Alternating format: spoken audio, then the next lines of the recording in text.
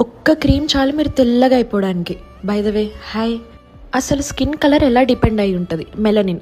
ఎక్కువ మెలనిన్ ఉంటే ఎక్కువ డార్క్గా ఉంటారు, తక్కువ మెలనిన్ ఉంటే లైటర్ స్కిన్ ఉంటుంది. అసలు మెలనిన్ ఎందుకు ఇంపార్టెంట్? మనకి క్యాన్సర్స్ రాకుండా కాపాడుతుంది, మన డిఎన్ఏ డ్యామేజ్ అవ్వకుండా చూసుకుంటుంది. అందుకే వేడిగా ఉన్న ప్రదేశాల్లో మనుషులు ఎక్కువ డార్క్గా ఉంటుంటారు. కొంతమంది అడగచ్చు, చిన్నప్పుడు మేము తెల్లగా ఉండేవాళ్ళము, పోయే కొద్దీ డార్క్ అయ్యాము అని చెప్పి. అది హార్మోనల్ చేంజెస్ వల్ల అవ్వచ్చు, సన్ ఎక్స్పోజర్ వల్ల అవ్వచ్చు, థైరాయిడ్, ఇన్సులిన్ రెసిస్టెన్స్, ఇలా చాలా రీజన్స్ ఉంటాయి.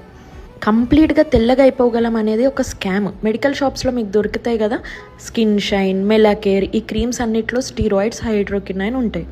మరి ఇన్స్టాగ్రామ్లో కొన్ని రీల్స్ ఉన్నాయి కదా, హీరోయిన్స్ తెల్లగా అయిపోతారు ఇవి వాడి అని చెప్పి. అంటే అవి గ్లూటాథియోన్.